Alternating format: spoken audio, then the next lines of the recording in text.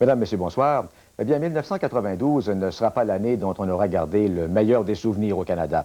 Il y a d'abord la situation économique qui n'en finit plus de se dégrader. Il y a le dossier constitutionnel qui a mobilisé à peu près tout ce qu'il y avait d'énergie disponible, au point d'en exaspérer plusieurs, surtout pour en arriver aux résultats que l'on sait. Et puis, il y a la classe politique qui en arrache, au point que la cote de crédibilité des politiciens a drôlement baissé cette année.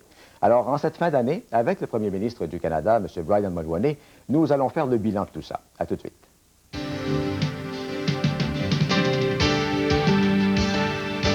À l'exception peut-être des politiciens, ça a été l'économie.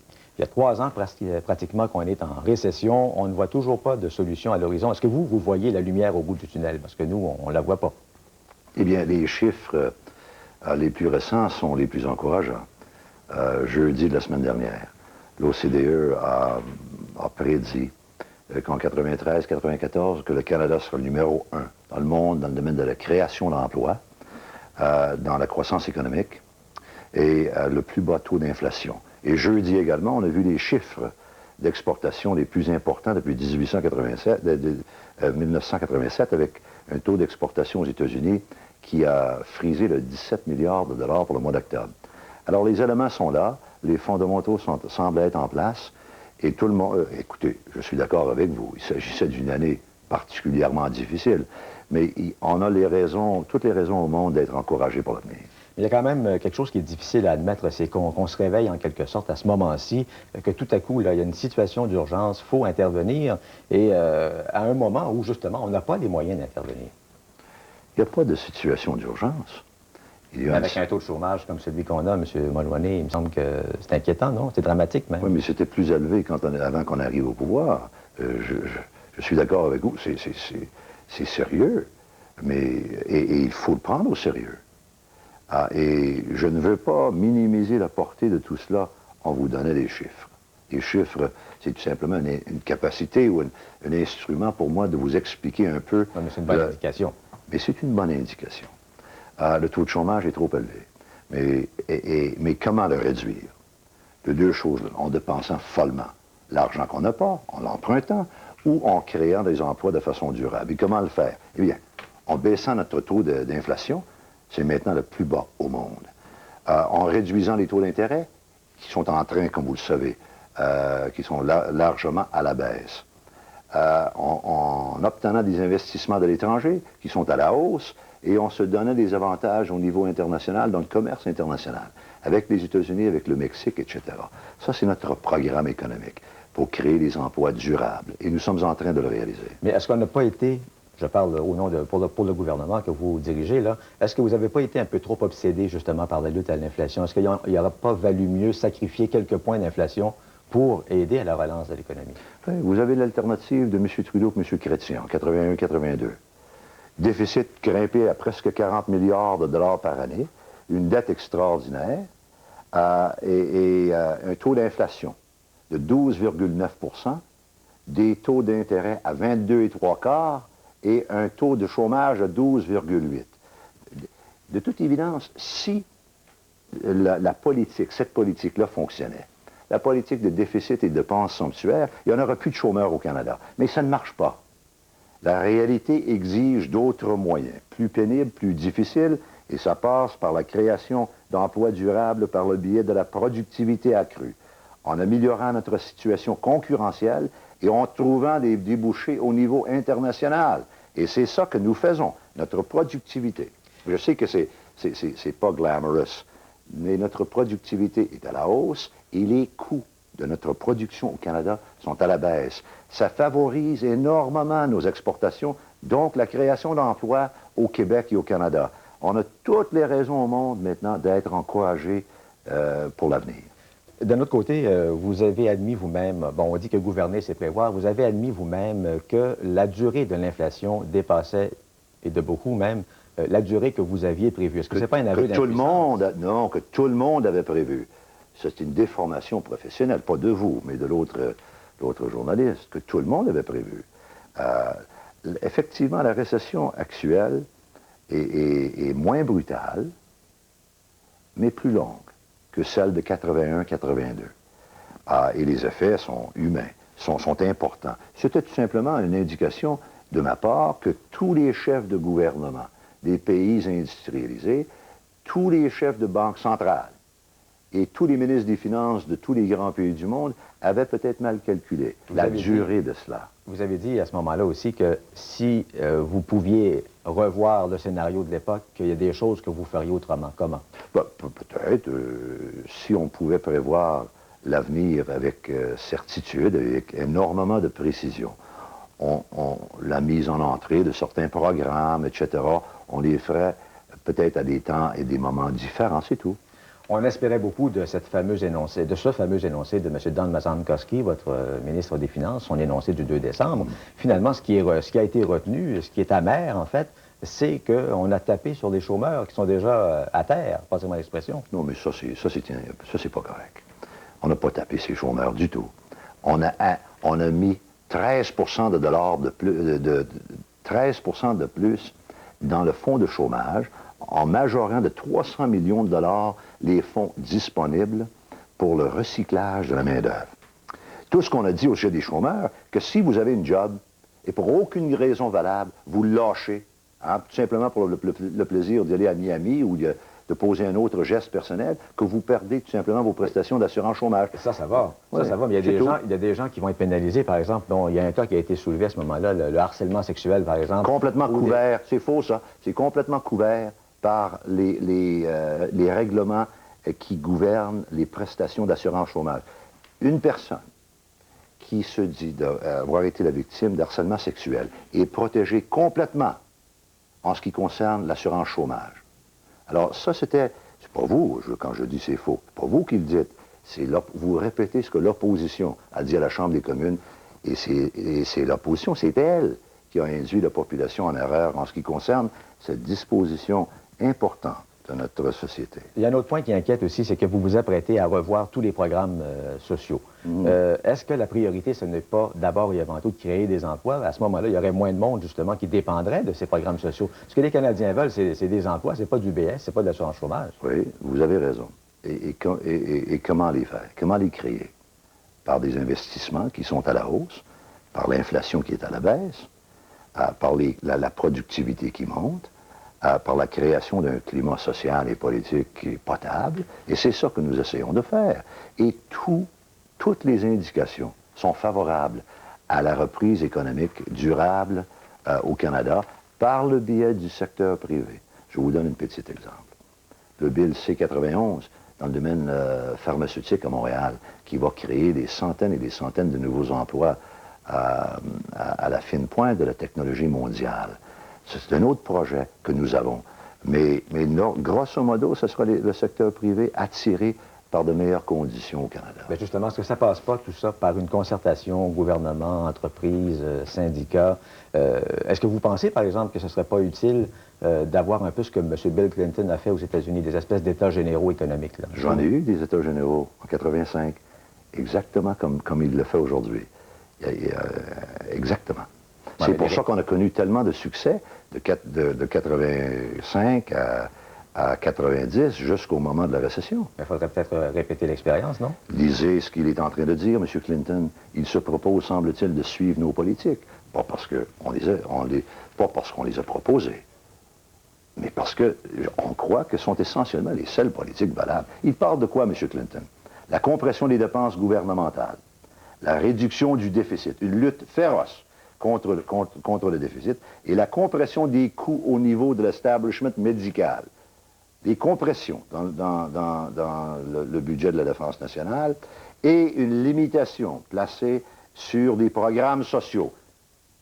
Afin de faire quoi? Afin de réduire le montant d'avoir national affecté au service de la dette.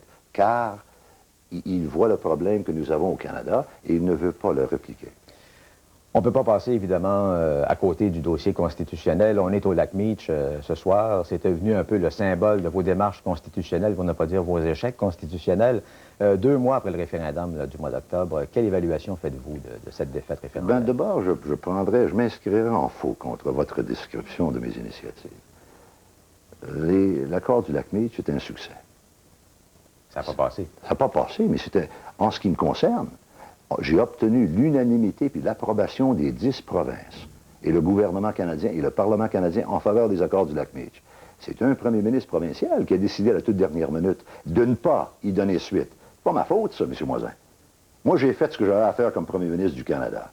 Malgré cette réalité, on est revenu à la charge. Et on a obtenu encore l'unanimité des 10 provinces, le Parlement canadien, le Sénat canadien, les Autochtones, en faveur d'une position constitutionnelle la plus généreuse que le Québec a jamais vue dans son histoire. On l'a mis devant pour la considération de la population, et la population a voté contre. C'est la démocratie. Mais si c'était à refaire, est-ce que vous procéderiez de la même façon? Nous n'avions pas beaucoup de choix suite à l'accord du lac Meech, n'est-ce pas? Il fallut poser des gestes dans une espèce de Canada Round, ce qu'on a fait. Les résultats ont été unanimes et appuyés par le gouvernement du Québec, appuyés par, comme je dis, les 10 provinces, les associations autochtones, les 2 gouvernements des territoires, la grande entreprise, la petite entreprise, la présidence des grandes centrales syndicales canadiennes. Il y avait une espèce de consensus national, au début du moins, en faveur de cela, qui a été rejeté par la suite. Mais il ne faut pas en faire un drame. Il s'agit d'une initiative constitutionnelle. On s'est opposé à cela, mais pas au Canada. Mais si on revient à votre engagement du mois d'août 1984, oui, où vous aviez promis de ramener le Québec dans la famille, dans la famille canadienne, dans l'honneur et l'enthousiasme, ça a été un échec pour vous, finalement. Qu'est-ce que vous voulez que je fasse, monsieur? Est-ce que je dois prendre une batte de baseball? Quand j'ai l'unanimité des premiers ministres, signés, on dit on s'accorde, c'est dans le meilleur intérêt du Québec et du Canada. Et voilà. Et on signe, puis soit qu'on va le faire passer par nos législatures, puis un premier ministre ne le fait pas, est-ce que je vais le faire arrêter? J'ai fait ce que j'avais à faire. Mon rôle comme premier ministre, c'est de donner le leadership et l'inspiration pour obtenir l'unanimité dans des propositions constitutionnelles. Si quelqu'un refuse d'y donner suite, c'est pas un échec de ma part ou de mon gouvernement. Ou encore, si on met de l'avant des propositions constitutionnelles unanimement et supportées, et que moi, comme Québécois, je suis en mesure de vous dire, sont les plus généreuses que le Québec n'ait jamais vues dans son histoire, et si la population, consultée démocratiquement par le biais d'un référendum national, dit non, c'est pas assez, ou on ne veut pas, c'est la démocratie. Pas pires amis, c'est la réalité. Est-ce que vous en faites votre deuil du dossier constitutionnel ou si vous avez autre chose à proposer? Non, écoutez, là, j'ai fait ce que j'avais à faire. Et là, il y aura des élections fédérales. À un moment donné, je ne pense pas que je dispose d'un mandat dans ce domaine-là, au moment qu'on se parle. Je pense que j'ai besoin de l'autorité morale que nous confère une nouvelle élection, des résultats, et on verra dans l'avenir. Est-ce que vous en faites votre testament? Est-ce que vous serez là à la prochaine élection? Je pense. Si vous êtes pas là, plus que ça. Si vous êtes là, ben, est-ce que vous allez être là? Moi, je vais être là, oui. Alors, moi aussi. Bon, c'est un engagement que vous prenez. C'est un engagement que vous prenez. On verra. Hein? Donc, votre décision n'est pas prise. Ma décision est prise, mais c'est la population qui décide ces affaires-là. Bon, revenons au dossier constitutionnel. M. Clark, lui, serait disposé, semble-t-il, à conclure des ententes sur certaines clauses qui ont été conclues dans l'entente de Charlottetown. Est-ce que vous êtes d'accord avec ça, en particulier sur le gouvernement autonome pour les Autochtones, les chevauchements d'entente provinciales, fédérales? Écoutez, je pense que la position de M. Clark, c'est la suivante.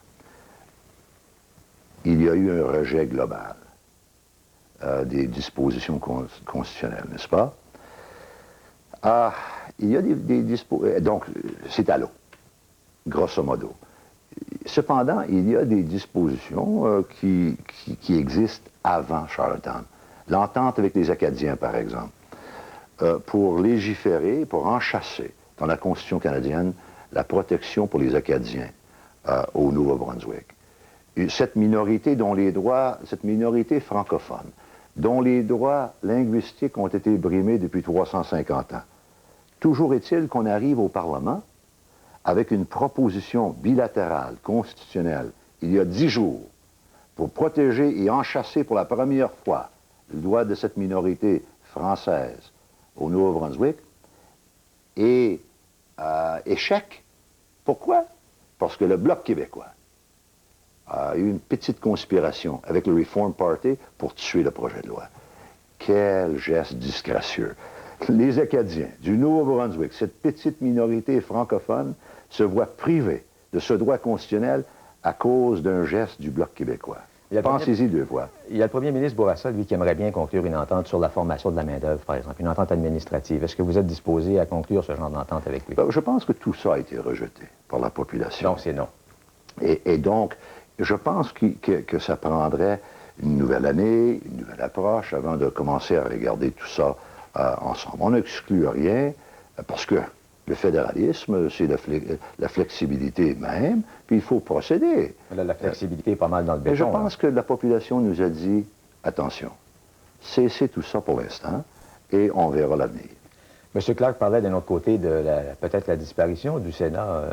Est-ce que vous êtes d'accord avec ça? D'une part, ça permettrait d'économiser, moins taper sur les chômeurs, peut-être?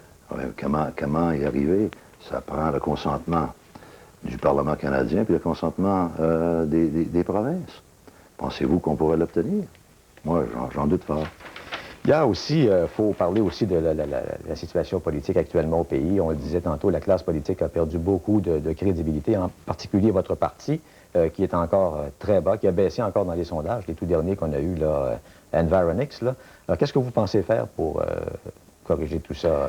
La situation actuelle ne vous favorise pas, de toute façon. Non, mais ça ressemble un peu, M. Moisan, à la situation qu'on a connue ensemble, vous et moi, dans ces entrevues en 1987, alors que nous étions en pire posture politique que nous sommes aujourd'hui, et on a gagné des élections en 88. La situation générale, la situation globale au pays était nettement meilleure qu'elle l'est actuellement. Oui, mais elle risque d'être encore plus belle dans une dizaine de mois qu'aujourd'hui. Alors ça aussi, c'est important. Qu'est-ce que je pense des sondages? C'est une photo d'avant-hier. Et moi, je vous parle de l'avenir. Alors, il ne faut pas se fier à ça plus que ça. Votre popularité, la vôtre, elle est aussi en baisse très dramatique, je dirais, là, dans les sondages actuellement. Ça vous dérange pas un peu, ça? Vous vous sentez encore prêt à faire la lutte malgré tout ça? C'est la confirmation. Charles Krauthammer écrivait dernièrement, si vous rencontrez un politicien d'un grand pays industrialisé, un chef qui est populaire, faites attention. Ça veut dire que c'est un homme qui a abdiqué ses responsabilités de leadership. Parce que le leadership aujourd'hui exige le courage de prendre des décisions difficiles et pénibles qui provoquent l'impopularité. Donc, si vous êtes en face à un politicien populaire, checkez vos claques rapidement. Parce que ça veut dire que c'est un gars qui n'a rien fait.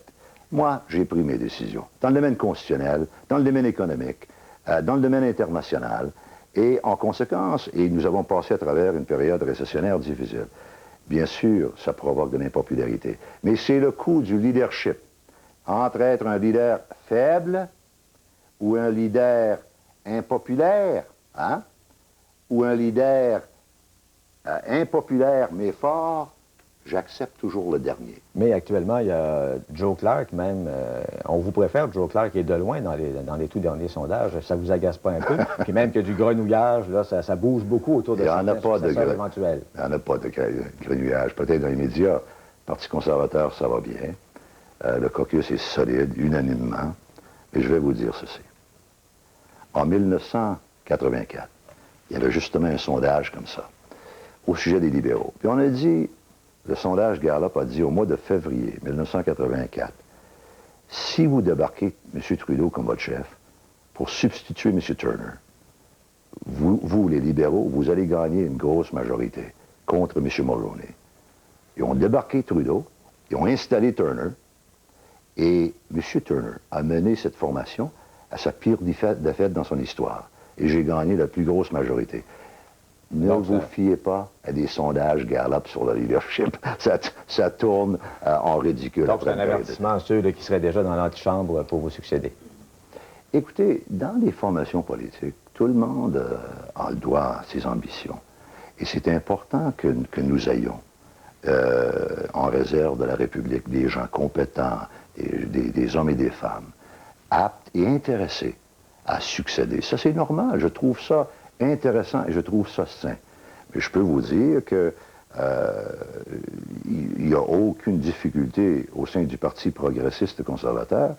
Et comme celui qui a gagné 2 élections majoritaires, le parti semble vouloir me demander d'en faire une troisième, avec succès. Alors, en quelques secondes, il y aura des élections forcément cette année. Vous avez dit que vous seriez là. Qu'est-ce qui va dominer cette campagne électorale? L'économie? L'économie. Si l'économie va mal, j'aurai des difficultés. Si l'économie va bien, mes adversaires seront en retraite prématurée. Mais vous pensez que l'économie ira mieux? Oui, monsieur. Est-ce que le traité de libre-échange avec le Mexique et les États-Unis, ça ne risque pas de vous mettre des bâtons dans les roues? Déjà, c'est commencé, l'opposition. C'est les adversaires les adversaires de ce traité qui ont de la difficulté. Monsieur, il y a des arguments de poids quand même quand on dit qu'il y a des centaines de milliers d'emplois qui ont été perdus depuis l'accord avec Mais c'est de la fausseté. C'est de la fausseté, ça. Il n'y a aucune espèce de preuve pour justifier une affirmation semblable. Alors, qu'est-ce que vous voulez faire? Vous êtes le chef du Parti libéral. Est-ce que vous allez canceller le traité de libre-échange? Est-ce que vous allez... Jamais. Est-ce que vous allez canceller le TPS? Jamais. Est-ce que vous allez canceller nos programmes de réduction, de compression budgétaire? Jamais. Vous dites ça avant les élections, M. Chrétien. Qu'est-ce que vous allez dire après? On s'arrête, M. Mulvaney. Il va débuter là, dans quelques jours. Quelles seront vos priorités en 1993? Priorité économique. Il faut maintenir nos activités en faveur de cette relance, création d'emplois et surtout la préparation d'un avenir plus prospère pour nos jeunes. Ma préoccupation personnelle, c'est avec le chômage. On est en train de le réduire, mais il faut en faire davantage et nous allons réaliser, je pense, cette initiative au cours de 93. Donc, vous dites que vous allez être chef du Parti conservateur à la prochaine élection. Ça implique deux choses. Vous allez avoir un budget déposé. À quoi doit-on s'attendre dans ce budget? À un budget qui ressemble, en ce qui concerne les principes, à nos budgets antérieurs, mais peut-être avec une marge beaucoup plus flexible, compte tenu des résultats que l'on voit au niveau international et avec les chiffres très impressionnants pour le commerce extérieur du Canada, les taux d'inflation à la baisse, les taux d'intérêt à la baisse et les taux de croissance économique comparativement à nos grands concurrents internationaux à la hausse. Tout ça, c'est bon pour l'avenir. C'est encourageant pour nos familles québécoises et canadiennes, et donc des politiques économiques dans ce sens-là pour l'encourager davantage. Et puis l'autre aspect, c'est un remaniement ministériel. M. Clark, par exemple, voudrait bien être muté à un autre ministère. Est-ce que vous avez quelque chose en vue? Il y aura peut-être certains changements, mais rien de majeur pour l'avenir immédiat. Merci, M. Mulvaney. J'en profite pour vous souhaiter à vous et à votre famille une très bonne année. Merci, Merci, vous au revoir. Au revoir.